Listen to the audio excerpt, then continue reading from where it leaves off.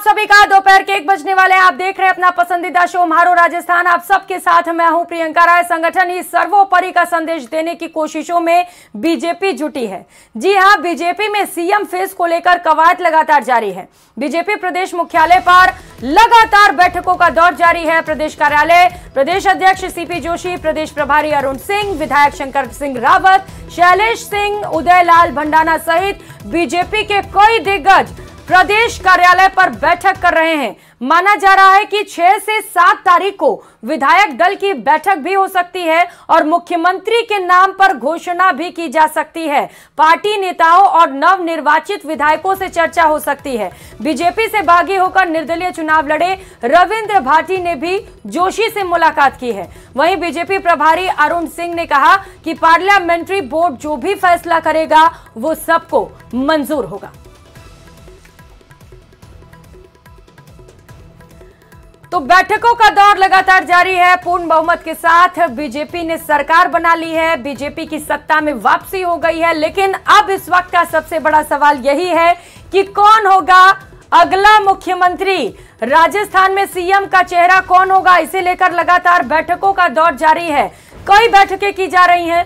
जो बीजेपी से अलग होकर निर्दलीय चुनाव लड़े थे वो भी अब बीजेपी के शीर्ष नेताओं से मुलाकात करते हुए नजर आ रहे हैं। बीजेपी प्रदेश मुख्यालय पर लगातार बैठकों का दौर जारी है। तो वहीं अब बीजेपी का कहना है कि संगठन ही सर्वोपरि है। पार्लियामेंट्री बोर्ड जो भी फैसला करेगा वही सर्वमान्य होगा। लेकिन इस वक्त सीएम की रेस में कई सारे चेहरे बीजेपी में आगे चल रहे हैं। बात करें अगर सीएम फेस की तो बाबा बालकनाथ से लेकर पूर्व सीएम वसुंधरा राजे, इसके साथ साथ कई और बड़े चेहरे हैं जैसे केंद्रीय जल शक्ति मंत्री गजेंद्र सिंह शेखावत, दिया कुमारी। ये वो तमाम चेहरे हैं जिन्हें लेकर ये कयास लगाए जा रहे हैं कि इन्हें मुख्यमंत्री बनाया जा सकता है। क्योंकि शुरू से ही ये बात कही जा रही थी कि बारात तो निकली है पर दूल्हा नहीं है। और ऐसे में सवाल यही था कि अगर बीजेपी सत्ता में वापस आती है तो सीएम कौन होगा। तो तस्वीरें आपको दिखा रहे हैं बीजेपी प्रदेश मुख्यालय से, जहां पर बैठकों का दौर जारी है। लगातार सहयोगी भी वहां पर हमारे साथ बने हुए हैं जो लोगों से बातचीत भी कर रहे हैं और ये जानने की कोशिश लगातार न्यूज़ 18 पर कि कौन होगा अगला मुख्यमंत्री। और यही वजह है चूंकि ये लोगों की जीत है, पूरे राजस्थान की जीत है और जो कुशासन रहा 5 साल का उसके ऊपर सुशासन की जीत है। आपकी नजर में सीएम कैसा होना चाहिए? पार्टी के अंदर सबसे बड़ा मसला सीएम का है। इसमें कोई मसला नहीं। भारतीय जनता पार्टी का कोई भी आदमी आएगा, व्यक्ति आएगा और वो सीएम होगा और हम उनके साथ चलेंगे। मतलब आप क्या संगठन सर्वोपरि कहना चाह रहे हो? संगठन जो कहेगा भारतीय जनता पार्टी सर्वोपरि, कमल का फूल सर्वोपरि। सर वसुंधरा राजे सीएम रही है 2 बार, आपको क्या लगता है? सब जितने भी लोग भारतीय जनता पार्टी के लोग हैं और भारतीय जनता पार्टी के मेंबर्स हैं और कार्यकर्ता हैं, सब सर्वोपरि है। जो केंद्रीय नेतृत्व जो फैसला ले लेगा, पार्लियामेंट्री बोर्ड फैसला ले लेगा, वही सबको मान्य होता है। विश्व के सबसे लोकप्रिय नेता माननीय प्रधानमंत्री जी के नेतृत्व में हम चुनाव जीते हैं। जो केंद्रीय नेतृत्व फैसला ले लेगा पार्लियामेंट्री बोर्ड, वही सभी को मान्य।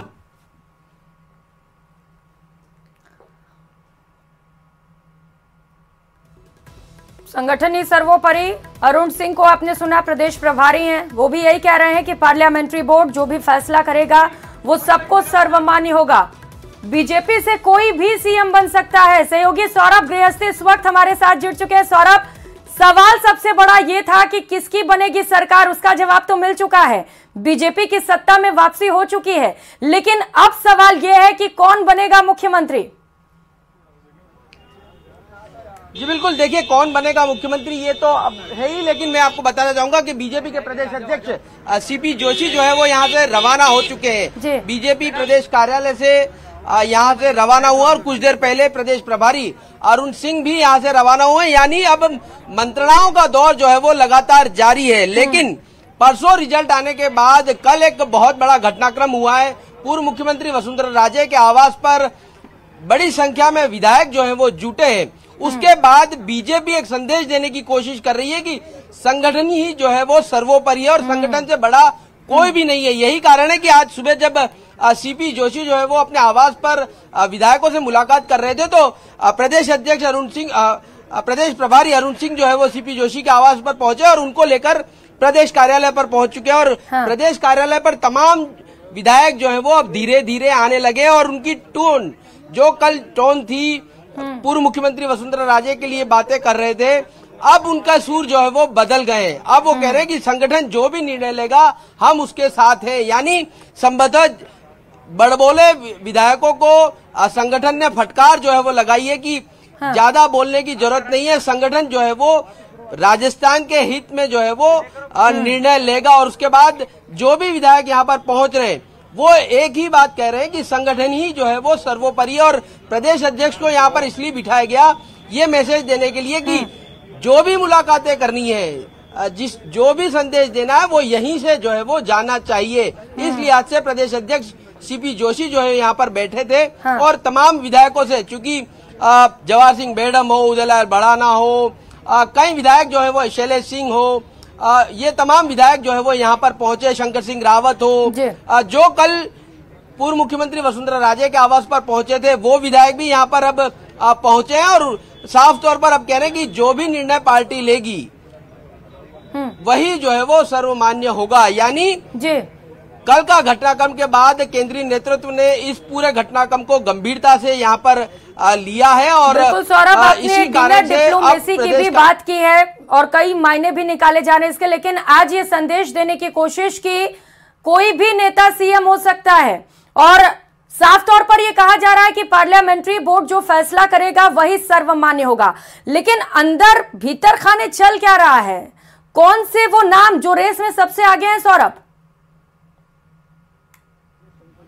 जी बिल्कुल, देखिए 5 से 6 नाम जो है वो लगातार चर्चाओं में चल रहे हैं, चाहे बात केंद्रीय मंत्री गजेंद्र सिंह शेखावत हो, राज्यवर्धन सिंह राठौड़ हो, अर्जुन राम मेघवाल हो, बाबा बालकनाथ हो, पूर्व मुख्यमंत्री वसुंधरा राजे, इनके नाम जो है वो तमाम चल रहे हैं। और ये भी कहा जा रहा है कि अब मुख्यमंत्री पद के लिए बीजेपी में लॉबिंग भी शुरू हो चुकी है। अब पार्टी किसे चुनती है ये देखने वाली बात होगी, लेकिन हर व्यक्ति चाहता है कि वो मुख्यमंत्री बने। इस लिहाज से कल का घटनाक्रम भी जो है वो देखा जा रहा है। पूर्व मुख्यमंत्री वसुंधरा राजे के वहां पर जिस प्रकार से दिन भर कई विधायक जो है वो पहुंचे थे और वसुंधरा राजे को जनता का नेता और मुख्यमंत्री जो है वो किस प्रकार से बने, इस प्रकार की बात जो है वो कह रहे थे।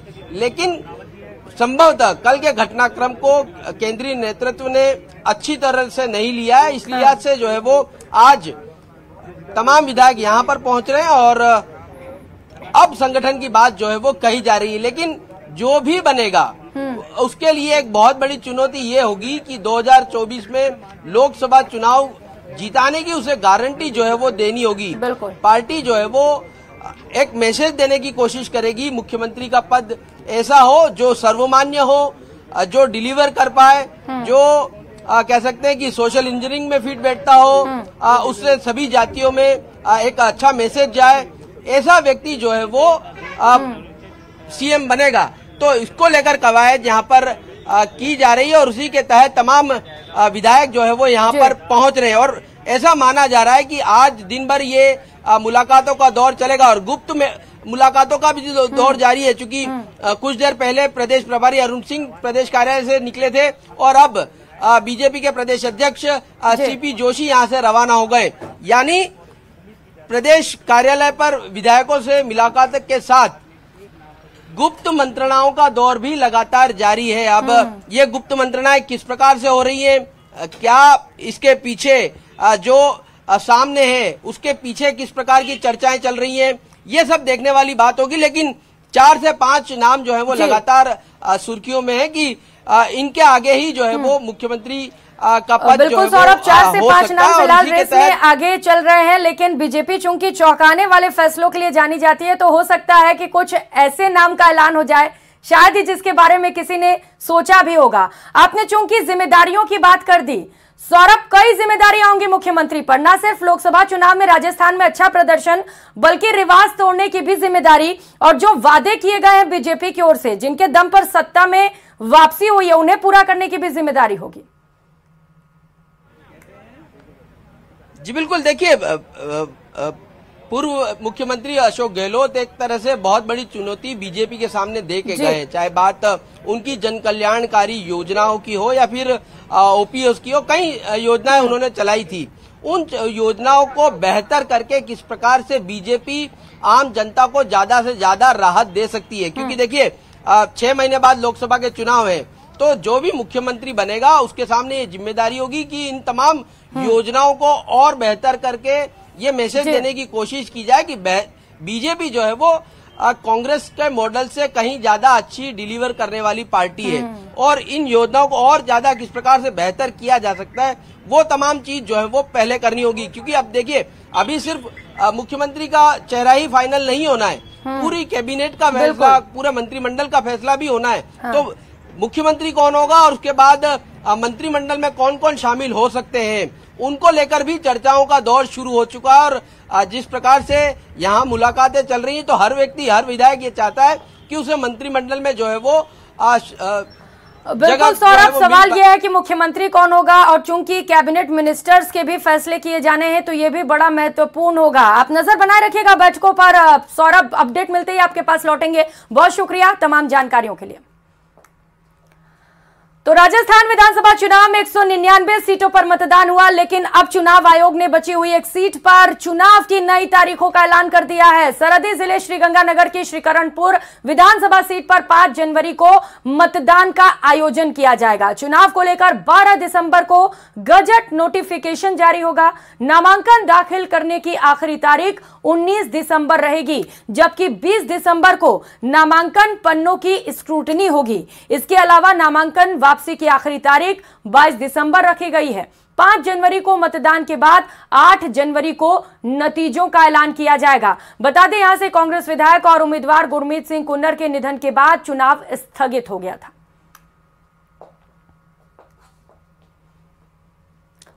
तो कांग्रेस विधायक दल की जयपुर में बैठक हो रही है। प्रदेशाध्यक्ष गोविंद सिंह डोटासरा ने नवनिर्वाचित विधायकों को पीसीसी बुलाया है।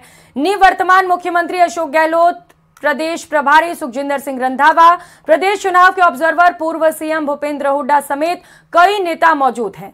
बैठक में पार्टी हार के कारणों पर चर्चा कर रही है। इसके साथ ही नवनिर्वाचित विधायकों से चुनाव का फीडबैक भी लिया जा रहा है। हार के कारणों को तलाशने की कोशिश, ताकि वो गलतियां दोबारा से रिपीट ना हो जो इस बार विधानसभा चुनाव में हुई हैं। चूंकि कांग्रेस फुल कॉन्फिडेंस थी और कांग्रेस का मानना था कि इस बार हम रिवाज बदल डालेंगे। मिशन 156 लेकर कांग्रेस चल रही थी, लेकिन उसके बावजूद भी करारी हार का सामना करना पड़ा है कांग्रेस को। और यही वजह है कि अब कांग्रेस ये पता लगाने की कोशिश में लगी हुई है कि आखिर वो गलतियां कौन सी हो गई जिसकी वजह से सत्ता में बरकरार नहीं रह पाई कांग्रेस। एक्सक्लूसिव तस्वीरें न्यूज 18 राजस्थान पर पीसीसी में कांग्रेस विधायक दल की बैठक, जिसमें कई दिग्गज मौजूद है, पर्यवेक्षक भी मौजूद है, क्योंकि टिकट वितरण को लेकर भी लगातार मंथन किया गया, चिंतन किया गया और इसके साथ साथ ग्राउंड रिपोर्ट भी सौंपी गई, जिसके आधार पर कांग्रेस का मानना है कि टिकट का बंटवारा हुआ, वितरण हुआ, लेकिन इसके बावजूद भी कांग्रेस को हार का सामना करना पड़ा। कांग्रेस ने कहा था काम किया दिल से, कांग्रेस फिर से, लेकिन कांग्रेस फिर से नहीं आ पाई है और इसी को लेकर यह बैठक बेहद महत्वपूर्ण, क्योंकि लोकसभा चुनाव में अच्छा प्रदर्शन करना है कांग्रेस को।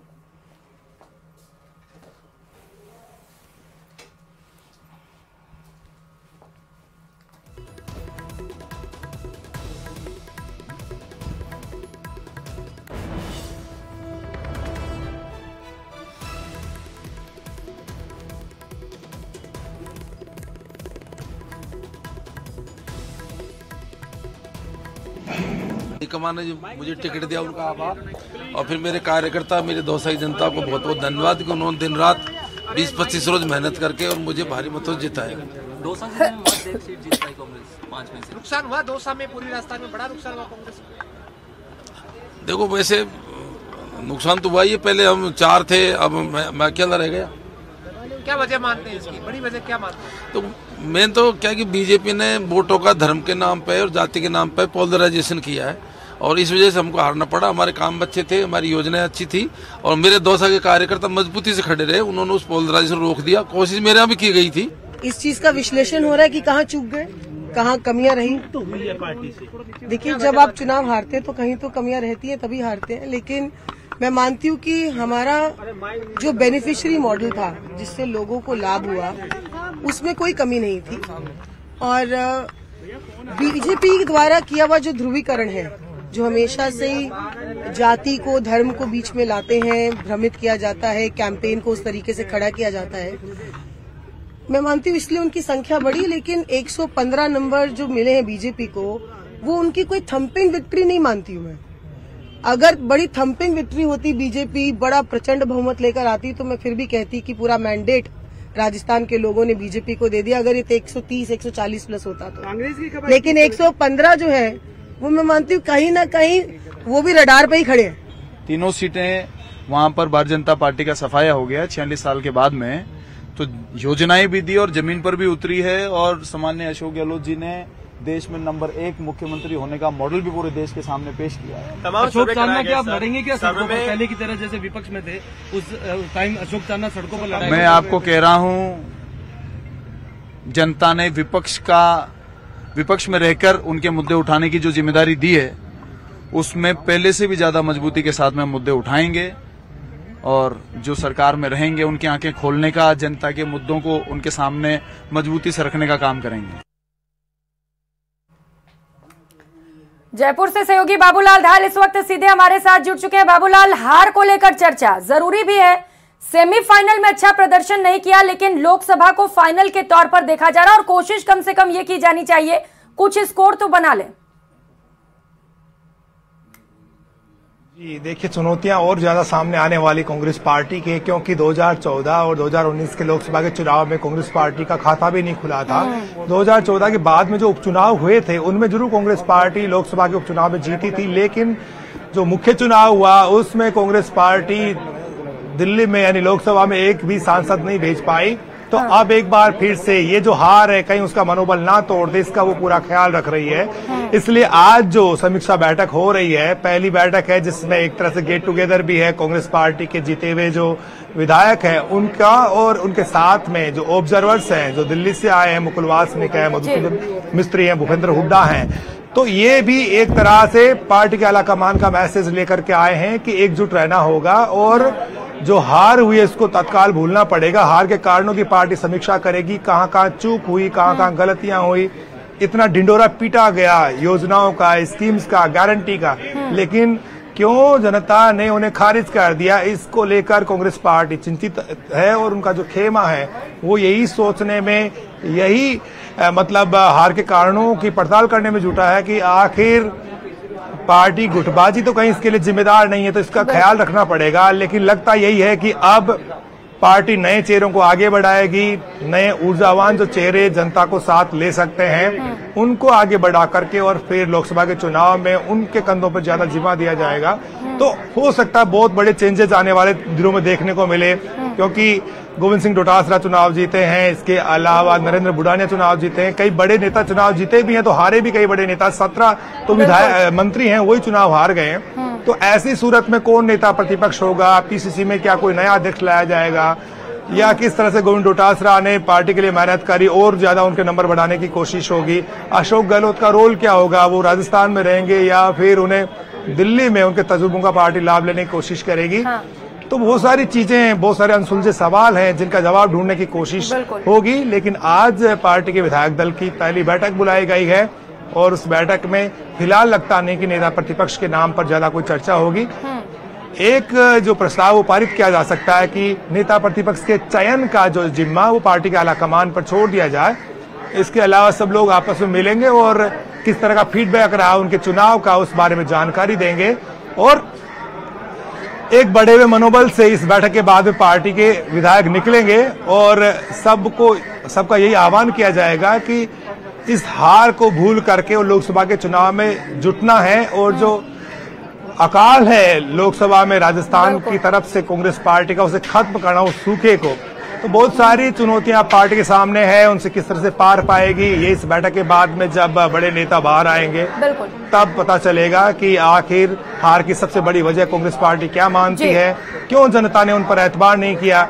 और आप देख सकते हैं मेरे पीछे भी गारंटियों के अभी भी जो है पोस्टर्स लगे हुए हैं, अभी भी गहलोत और डोटासरा और राहुल गांधी की तस्वीरें आपको पीसीसी के बाहर दिखाई पड़ सकती हैं।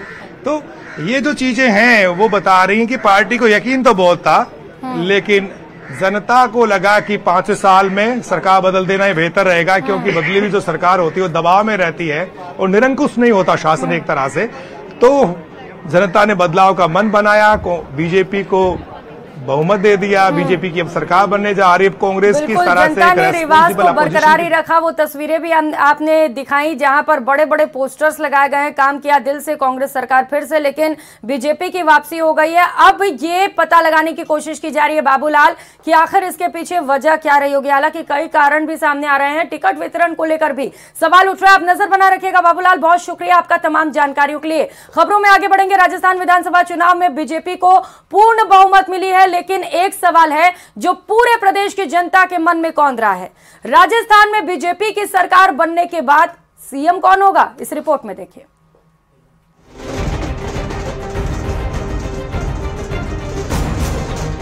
राजस्थान की जनता ने बड़ी उम्मीदों के साथ बीजेपी को सत्ता सौंपी है। अब बीजेपी के सामने भी लोगों की उम्मीदों का पहाड़ है। विपक्ष में रहते हुए गरीब, किसान, महिला और युवाओं के मुद्दे पर हमलावर बीजेपी को न सिर्फ उनकी समस्याओं का समाधान करना होगा, बल्कि लोगों को यह एहसास भी कराना होगा कि कांग्रेस के मॉडल से कहीं बेहतर बीजेपी डिलीवर करने वाली पार्टी है। राजस्थान में बीजेपी ने ऐतिहासिक जीत हासिल की है। प्रदेश में राज बदल गया। सीएम अशोक गहलोत ने राज्यपाल को इस्तीफा दे दिया और जल्द ही बीजेपी के विधायक दल की बैठक होगी। लेकिन सबसे बड़ा सवाल है कि विधायक दल का नेता कौन चुना जाएगा, प्रदेश के सिंहासन पर कौन विराजमान होगा और किसका राज तिलक होगा, क्योंकि बीजेपी ने प्रदेश का चुनाव बिना मुख्यमंत्री पद के चेहरे पर लड़ा था और बीजेपी इसे अपनी जीत का एक फैक्टर भी मान रही है और अब दिल्ली में इसको लेकर हलचल भी तेज हो गई है। एक तरफ दिल्ली बीजेपी कार्यालय पर जश्न का माहौल है, तो वहीं पीएम मोदी, अमित शाह, जेपी नड्डा इसको लेकर रणनीति बनाने में भी जुटे हैं। इन सब के बीच प्रदेश की राजनीति में कुछ नाम सबसे ज्यादा चर्चा में हैं। वो है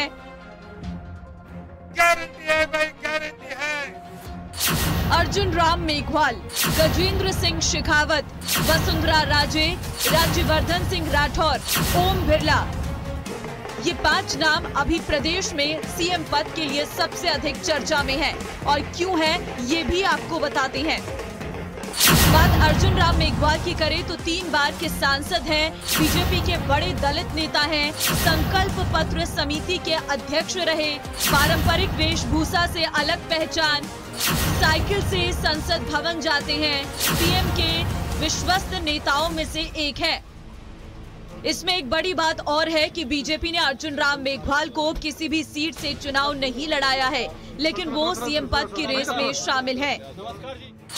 वहीं गजेंद्र सिंह शेखावत की बात करें तो राजस्थान में अच्छी पकड़ है। जोधपुर लोकसभा से सांसद हैं, शेखावत जल शक्ति मंत्री हैं। लेकिन शेखावत ने भी खुद चुनाव नहीं लड़ा है, लेकिन माना जा रहा है कि अगर बीजेपी उन्हें सीएम बनाती है तो करणपुर सीट पर होने वाले चुनाव में उन्हें उतारा जा सकता है, क्योंकि करणपुर सीट पर कांग्रेस प्रत्याशी का निधन हो गया था और वहां चुनाव नहीं हुआ है। बात अगर वसुंधरा राजे की करें तो 2 बार प्रदेश की सीएम रही, प्रदेश की सबसे लोकप्रिय नेता है, 5 बार विधायक रही हैं, 5 बार लोकसभा सांसद रही हैं, ग्वालियर राजघराने की बेटी है, धौलपुर राजघराने की बहू है। वसुंधरा ने प्रदेश के नेताओं में सबसे अधिक 35 रैलियां और 2 बड़े रोड शो किए हैं, कई बागियों की समझाइश भी की है, लेकिन इस बार स्पेस जाहिर नहीं किया है। बात राज्यवर्धन सिंह राठौर की करें तो जयपुर ग्रामीण से सांसद हैं, चोटवाड़ा सीट से जीत हासिल की है, 50,000 से अधिक वोटों से जीते। 2013 में राजनीति में प्रवेश किया था, 23 साल तक सेना में सेवाएं दी।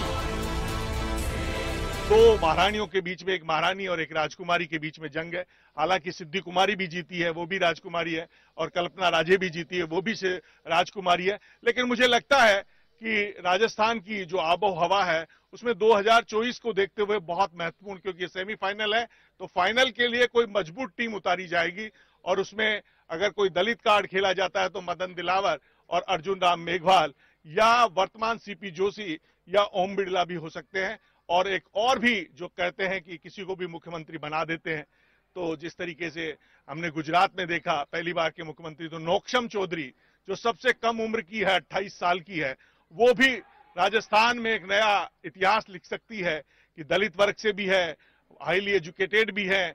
और उन्होंने जाहिदा खान को, जो तैयब हुसैन की सियासी बागडोर को संभाल रही थी, उनको उनके घर में पटकनी दी है। दोनों बेटों को प्रधान बनाने के बावजूद उनके घर में चुनौती दी है। तो क्या पता एक नया गुल खिल जाए कि पुष्कर सिंह धामी हार गए थे तो भी मुख्यमंत्री बना दिया था, तो क्या पता नौक्षम चौधरी की भी लॉटरी लग जाए। लेकिन दिया कुमारी मुझे लग रहा है सब पर भारी नजर आया। राज्यवर्धन सिंह राठौर ने कांग्रेस के अभिषेक चौधरी को मात दी है और सीएम की रेस में भी है। वहीं ओम बिरला कोटा दक्षिण से 3 बार विधायक रहे, 2 बार के सांसद रहे। बिरला अभी 17वीं लोकसभा के अध्यक्ष हैं। फिलहाल बीजेपी में अब सीएम फेस को लेकर कवायद शुरू हो चुकी है और विधायक दल की बैठक जल्द होने वाली है। बीजेपी आलाकमान पर्यवेक्षक जयपुर भेजेंगे और विधायकों की राय पर सीएम का नाम तय होगा, जिसके बाद पार्लियामेंट्री बोर्ड नाम तय करेगा, जिसका सबको इंतजार है। राजस्थान में मुख्यमंत्री का ताज किसके सर बंधेगा, इसको लेकर बीजेपी ने कवायद तेज कर दी है। जयपुर से लेकर दिल्ली तक मंत्रणाओं का दौर जारी है। हालांकि मुख्यमंत्री का नाम आम सहमति से ही तय होगा, लेकिन जिसका भी नाम तय होगा उसे साल 2024 में लोकसभा चुनाव में राजस्थान फतेह करने की बड़ी गारंटी देनी होगी। कैमरा पर्सन नवीन के साथ सौरभ गृहस्थी, न्यूज़ 18 राजस्थान, जयपुर। और